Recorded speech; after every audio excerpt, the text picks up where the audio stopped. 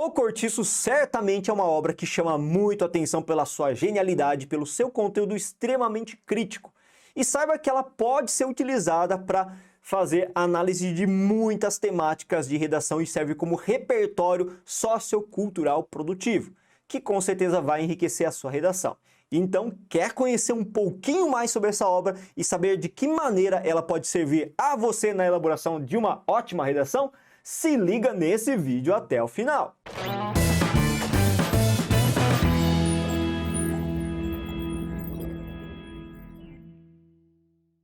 Fala, gente linda! Beleza? Japa da redação aqui, trazendo para vocês hoje a análise do enredo da obra O Cortiço, associado também a formas, maneiras de trabalhar com temáticas existentes na obra na sua redação, seja Enem, VUNESP, FUVEST, qualquer tipo de vestibular ou concurso público. Mas, para falar sobre essa obra especificamente, antes de mais nada, eu peço encarecidamente para vocês um favor especial. E vocês sabem muito bem qual favor é esse. Se você não é inscrito no nosso canal, se inscreva agora, ative o sininho de notificações para receber as informações dos vídeos mais recentes, já que a gente tem muita coisa acontecendo no canal para você e de graça.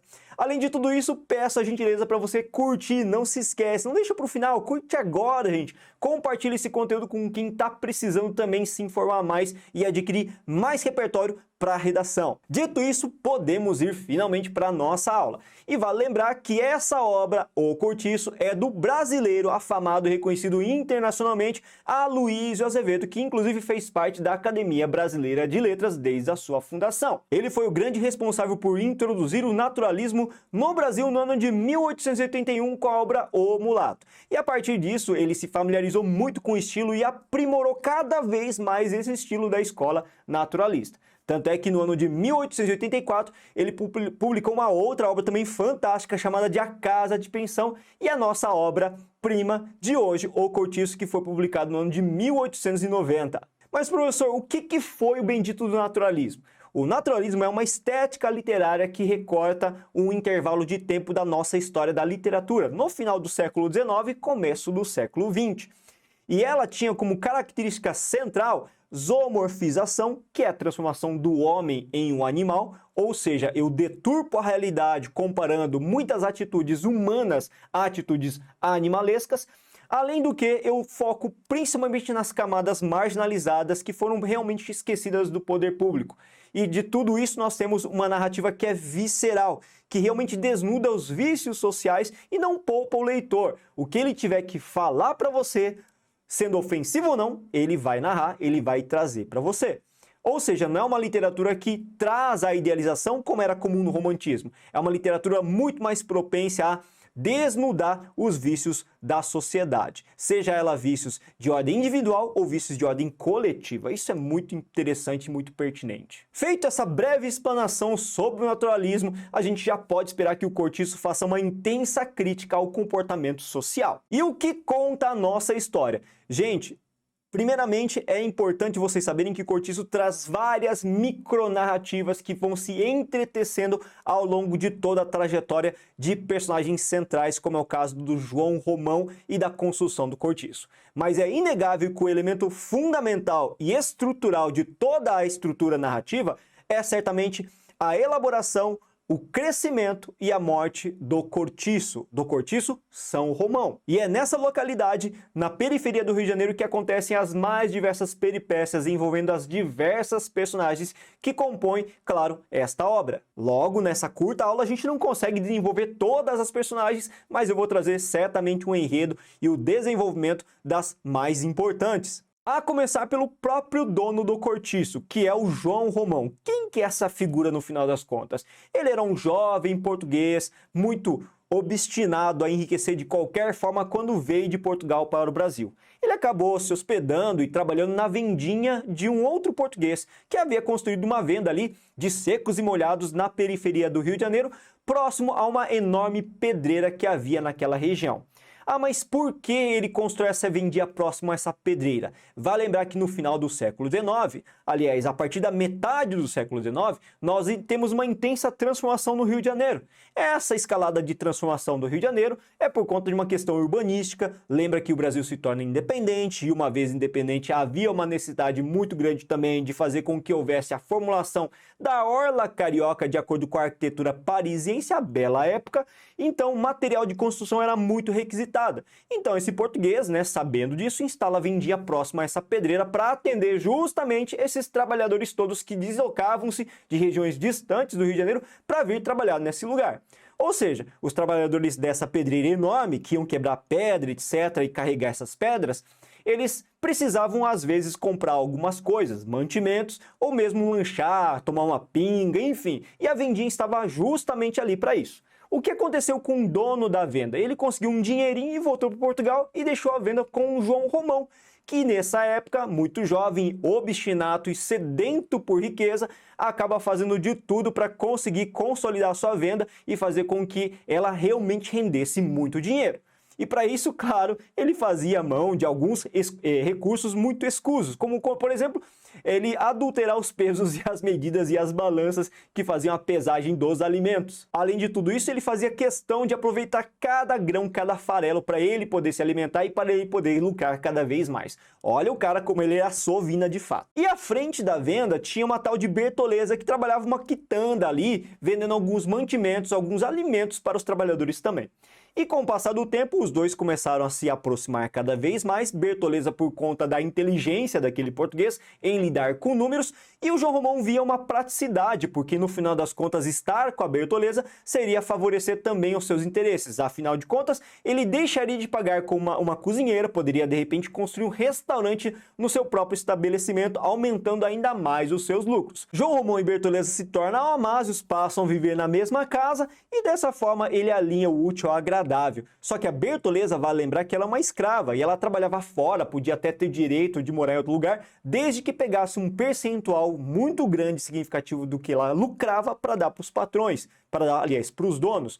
Foi então que João Romão teve uma ideia. Para não dividir esses lucros todos, ele acabou forjando uma carta de alforria e entregando para a Bertoleza, enganando a sua amante, assim como também ele acaba anunciando para os patrões de Bertoleza, ou melhor dizendo, os donos de Bertoleza, que ela havia fugido para a Bahia, por isso mesmo não havia como procurá-la mais, e os patrões deixaram por isso mesmo, confiando na palavra de um português, de um branco. Dessa forma, gradativamente, eles foram juntando cada minúcia. Eles abriram um restaurantezinho na vendinha e dessa forma eles conseguiram juntar cada vez mais dinheiro com a expertise toda do João Romão e, claro, com a força de trabalho robusta da Bertoleza, que trabalhava ainda mais, muito mais do que antes, agora sabendo que estava livre, com aquela ilusão de liberdade, ela se satisfazia com a força do seu trabalho. Olha que interessante essa questão aí. Eles conseguiram finalmente juntar dinheiro, conseguiram comprar a propriedade que ficava atrás da vendinha, só que ainda não a pedreira que ele tanto sonhava comprar e adquirir. E por conta da compra desse terreno, eles haviam gastado todo o dinheiro que eles tinham.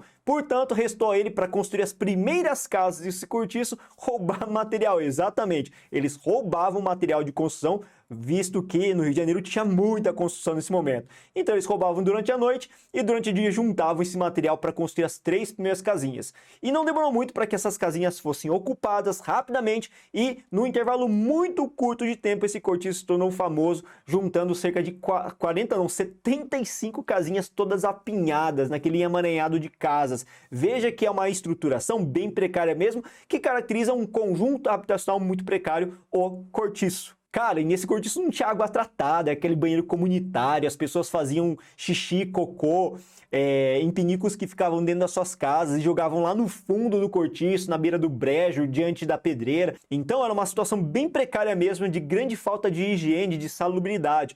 Isso faz menção à falta de saneamento público de qualidade para essa população marginalizada, que pode ser utilizado inclusive como temática de redação. Com o passar do tempo, finalmente João Romão conseguiu dinheiro suficiente para comprar a pedreira inteira, estava realizado o seu sonho. E nesse intervalo de tempo, mais gente começa a chegar no cortiço, ocupar e se constrói uma cultura interna ali dentro do cortiço, de amizades, de afeições, de parentescos, enfim, uma vida acaba surgindo numa mobilização muito grande de pessoas. E nesse intervalo de tempo surge um indivíduo que se muda para essa região, que é um tal de Miranda, que também é português, casado com a dona Estela. E a história deles é muito interessante, porque eles compraram um sobrado, o único sobrado que tinha nessa região, que ficava dividindo o terreno ali com o cortiço. E o sobrado, veja que é uma estrutura um pouco mais elaborada, e, inclusive porque o Miranda contava com uma pequena fortuna, uma consideração social e já uma aceitação muito grande. Ele era casado com a Estela e a Estela era que é a verdadeira provedora, porque ela havia trazido o dote, a herança de fato, né? E eles tinham uma loja de fazendas por atacado, uma loja de tecidos que ficava numa outra região do Rio de Janeiro, no centro do Rio de Janeiro, distante daquele lugar. E as pessoas começaram a se questionar, né? Mas por que o Miranda e a Estela teriam se mudado para uma região tão distante no cortiço, gente? Numa situação bem precária. Bom, no final das contas, o Miranda queria muito mais fugir dessas outras regiões em que o nome dele estava bem difamado e fazer também com que a Estela não tivesse mais anseios de traí-lo, né? A Estela era uma daquelas mulheres muito afeitas ao sexo, gostava bastante mesmo de sair com cacheiros viajantes, com outras tantas pessoas, e a fama do Miranda, onde ele se encontrava, morava lá no centro do Rio de Janeiro, não era das mais agradáveis. Então, objetivando sair daquela região para fazer com que ele ficasse livre também das chacotas e fazer com que a mulher se isolasse e não traísse mais, ele acabou se mudando para essa região periférica próxima a um cortiço. Só que a briga do Miranda e de João Romão começa por conta da questão da propriedade, da terra mesmo. O João Romão queria mais terra e o Miranda também queria fazer um jardinzinho. E eles começam a disputar essa posse da terra, por isso mesmo os dois acabam brigando, criando uma rusga aí.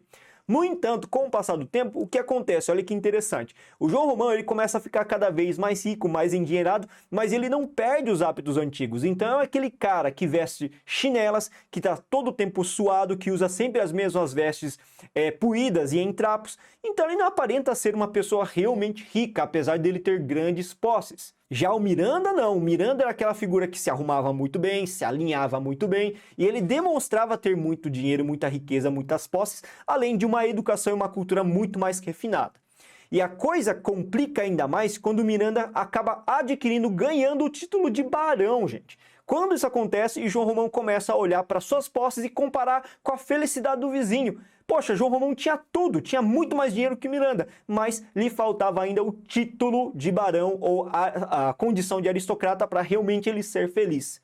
E aí, nesse momento que os dois acabam se juntando por uma questão de interesse. Por quê? A Estela e o Miranda têm uma filhinha chamada de Zulmira, tá? E nessa época, claro, a única forma de você se tornar aristocrata, você não é e quer se tornar aristocrata, é se casando com a filha de um aristocrata. Então, eis que nesse momento, o João Romão propõe a Zulmirinha casamento e os dois acabam se casando. Só que tem um problema. Apesar disso fazer com que o João Romão finalmente conquistasse a situação no seu título todo de aristocrata, ele ainda tinha um outro problema a resolver. Que problema é esse? Lembra que ele era casado, ou melhor dizendo, amásio da Bertoleza? Havia que se livrar da Bertoleza. E para se livrar definitivamente da Bertoleza, olha o que ele faz. Ele denuncia a Bertoleza às autoridades como uma negra fugida.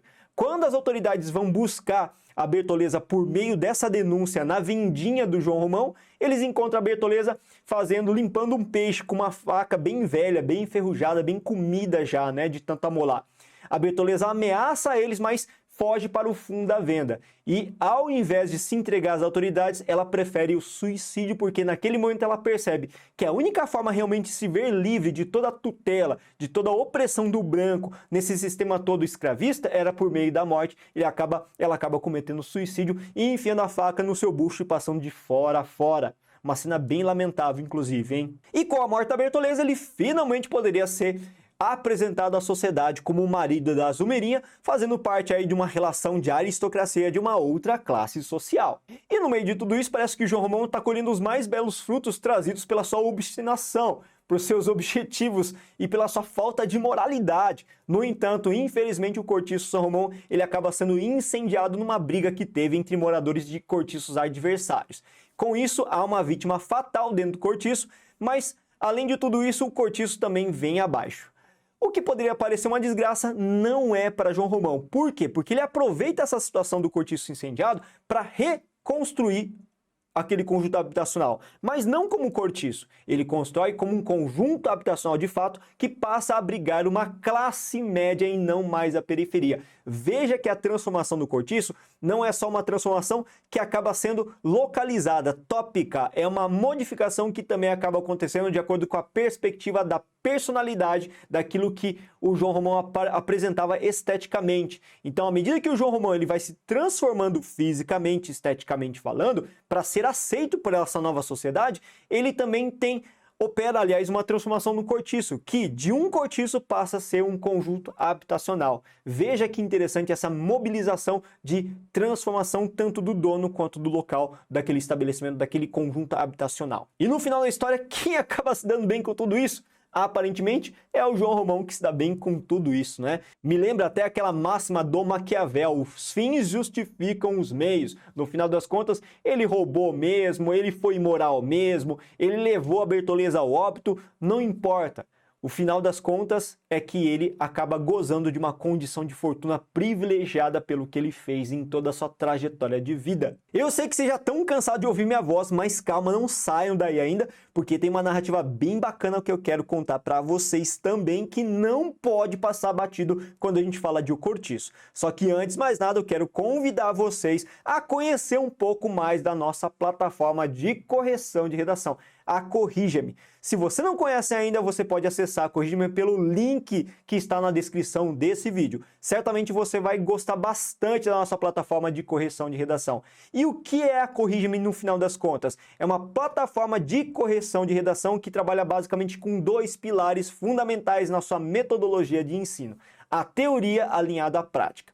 Na teoria, nós disponibilizamos diversos cursos de redação, em que você pode aprender por videoaulas dinâmicas, respeitando diversos níveis de aprendizado, a questão da teoria.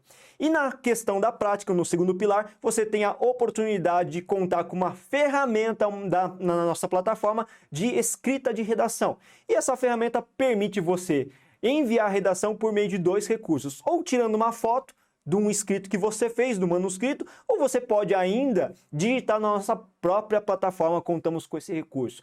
Dessa forma, a sua redação vai ser enviada para os nossos corretores, corretores esses que são gabaritados, capacitados e passaram por todo um processo de seleção e que vão fazer uma correção detalhada, profissional e personalizada para que você possa melhorar cada vez mais. Alinhando então a teoria e prática, é possível fazer uma redação exemplar, modelo nota máxima. Mas para isso, claro, você tem que acessar a nossa plataforma. Você pode inclusive se inscrever gratuitamente, conhecer um pouquinho melhor dela e verificar qual plano cabe melhor no seu bolso. Se liga aí e venha fazer parte dessa equipe de vencedores. Agora sim, a gente pode contar a história do Jerônimo da Piedade e da Rita Baiana. Jerônimo e a Piedade eram portugueses bem tradicionais e eles tinham uma filha chamada de Senhorinha que estudava num colégio interno. Eles faziam questão de juntar dinheirinho e pagar bonitinho todo mês o colégio para que ela pudesse ter uma educação esmerada, acreditando que a educação é o único caminho possível para mudar a realidade de pessoas pobres. Quando o Jerônimo e a Piedade entram na história, é o instante em que o João Romão estava precisando de melhores profissionais para trabalhar na pedraria. Por quê? Os indivíduos que trabalhavam lá, que eram brasileiros, eles não tinham habilidades, eram preguiçosos demais. Olha só essa leitura que ele traz sobre os brasileiros de época, né? Então eles precisavam de pessoas que fossem melhor capacitadas, tivessem habilidade, e é aí que o Jerônimo entra nessa história e acaba se mudando para o Cortiço São Romão. E eles acabam se tornando pessoas muito arredias à cultura brasileira. Eles ignoram os brasileiros, eles não gostam de ter o contato com os brasileiros. Eles acham, inclusive, que os brasileiros eles são muito folgados, preguiçosos, beberrões, viciosos. Por isso mesmo, eles se mantêm sempre muito distantes, tentando preservar a bolha, dentro de uma bolha de conforto deles, na casa deles, a cultura portuguesa. Só que tudo isso muda quando finalmente, no decorrer da narrativa, aparece uma personagem chamada de Rita Baiana. Essa, meu amigo, é uma mulher que acaba fazendo com que Jerônimo perca a noção mesmo, né? Ele olha para Rita Baiana numa festividade, dançando, rebolando, remexendo, sente o seu perfume e acaba se sentindo seduzido, entregado às cores do Brasil. Ela representa a brasilidade e o Jerônimo acaba cedendo a essa brasilidade. Ele para de trabalhar direito, ele começa a chegar atrasado no emprego, no trabalho, ele também começa a beber muito, começa a jogar. Ou seja, ele vai alimentando todos aqueles vícios que ele odiava, que eram típicos do brasileiro. E a Piedade percebe essa lenta transformação que vai se operando no seu marido. Com o tempo, ele começa também a negligenciar o dinheiro que era para a escola da senhorinha. E isso faz com que, claro, a Piedade culpabilize bastante a cor do Brasil, o calor do Brasil e também a Rita Baiana, nunca culpabilizando o marido pela questão do interesse por uma outra mulher, pela transformação também que vai se operando nele. E no meio decorrer desse imbróglio todo surge a figura do Firmo. Firmo, gente, era o namorado da Rita Baiana. E ele estava tocando lá um instrumento e a Rita dançando e tudo mais. E tem um momento numa festividade que a Rita acaba se engraçando pelo Jerônimo. E isso acaba gerando um ciúme muito grande no Firmo. O Firmo se levanta e os dois acabam brigando. E o Firmo puxa uma faca e acaba esfaqueando o Jerônimo e foge. Jerônimo é hospitalizado, passa um tempo no hospital e quando sai, ele acaba sendo zelado pela Piedade, mas quem realmente faz todo o mimo possível para que o Jerônimo melhore mais rapidamente, é a Piedade. Piedade traz o café, Piedade faz o caldinho, Piedade cuida de todo o zelo, com todo o zelo e carinho da recuperação do Jerônimo. E claro que a Piedade fica com o pé atrás e o Jerônimo fica cada vez mais seduzido por aquela mulher. Era previsível que o casamento entre Jerônimo e Piedade fosse rompido mesmo.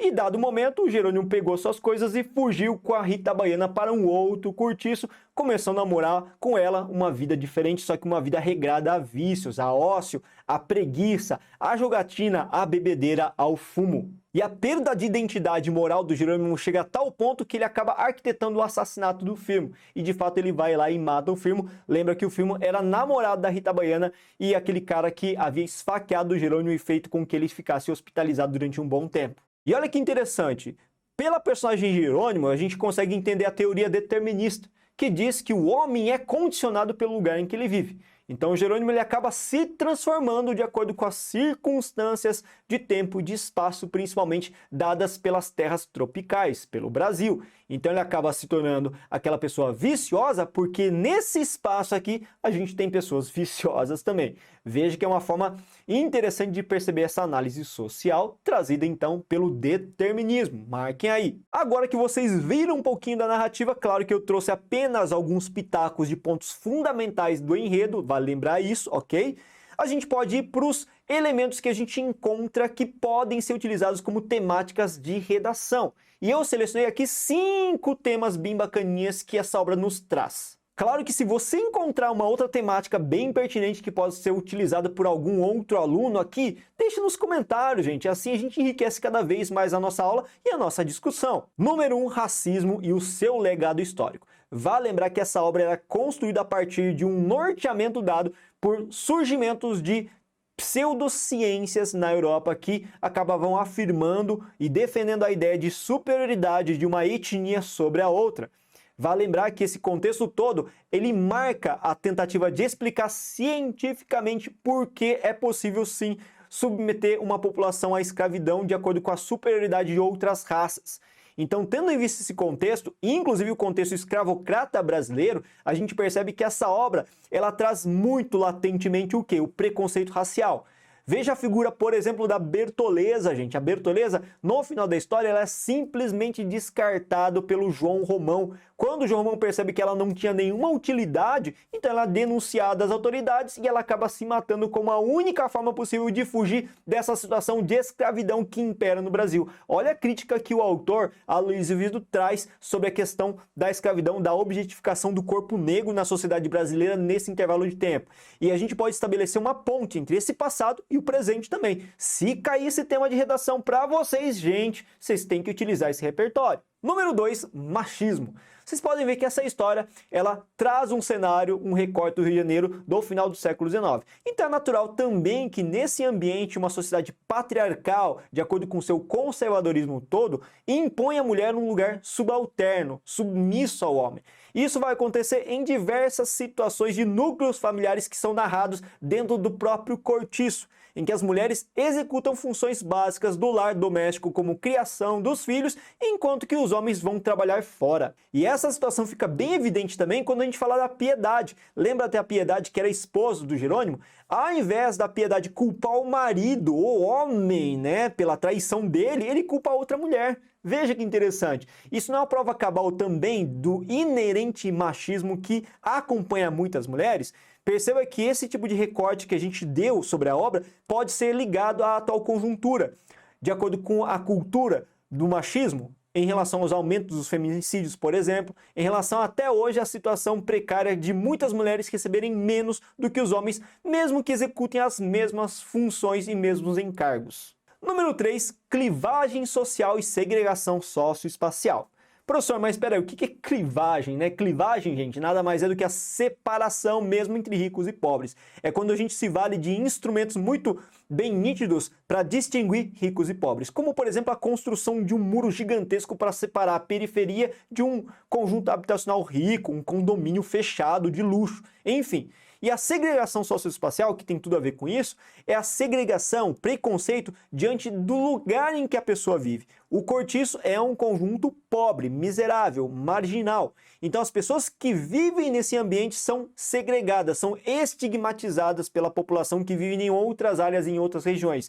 Veja que é aquela situação em que eu julgo a pessoa pelo lugar em que ela mora.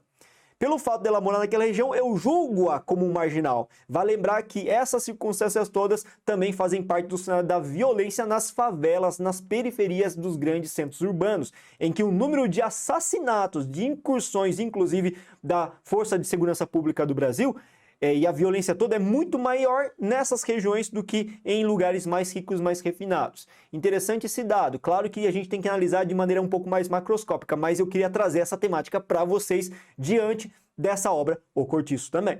Número 4, imoralidade e hipocrisia. Gente do céu, isso é muito forte na obra, assim como também na atual conjuntura brasileira. Quando a gente fala de pessoas imorais, estou falando daquelas pessoas que fazem coisas contrárias à moral convencional, defendem uma coisa e fazem outra. Quando eu falo de hipocrisia, também estou falando disso, pessoas que afirmam uma coisa, mas fazem outra. Veja que no final da obra, o João Romão, ele tenta se passar por um aristocrata. Ele se veste bem, ele é rico agora, mas para fazer valer realmente a sua estirpe, o seu status, a sua condição de riqueza, o que ele faz? Ele acaba levando a Bertoleza à morte. Perceba essa hipocrisia, essa imoralidade. Por trás das vestimentas, da bela aparência que as pessoas usam, se escondem pessoas que têm uma moral questionável na atual conjuntura. Isso pode ser muito bem associado a essas pessoas falso-moralistas que nós temos na sociedade, né? Políticos, muitas vezes, que fazem uso da palavra em campanhas eleitorais, falando tanto de família, de bem, de amor, de moralidade, quando na verdade escondem o quê? Uma hipocrisia, um histórico realmente de negligência à moral. Número 5 e último, para finalizar essa aula, ainda bem vai acabar, falo de uma temática que faz um alinhamento muito interessante com a nossa atual conjuntura. Falo aqui do abandono afetivo paterno, quando o pai sai de casa e abandona a criança para ser cuidada e zelada unicamente pela mãe, que acaba sendo obrigado a assumir várias outras funções no cuidado da criança e também trabalhando fora para sustentar a casa. Gente, nessa obra, uma grande parte das famílias que habitam o cortiço vivem dessa situação, em que tem a mãe e vários filhos, e o marido, ó, vaza. Se a gente pegar, inclusive, a relação ali da Piedade, do Jerônimo com a senhorinha que era filha deles, o que acontece com o Jerônimo? Ele vaza com a amante e deixa a Piedade e a senhorinha sem condição de sustento. E isso ainda acontece hoje de maneira muito evidente, e principalmente quando se fala nas camadas mais pobres da sociedade. Ou seja, isso pode ser sim temática da sua redação no final deste ano. Finalmente chegamos ao fim dessa aula. Muito obrigado por você ter acompanhado até aqui o nosso conteúdo muito pertinente e importante para você melhorar cada vez mais na confecção de uma excelente redação.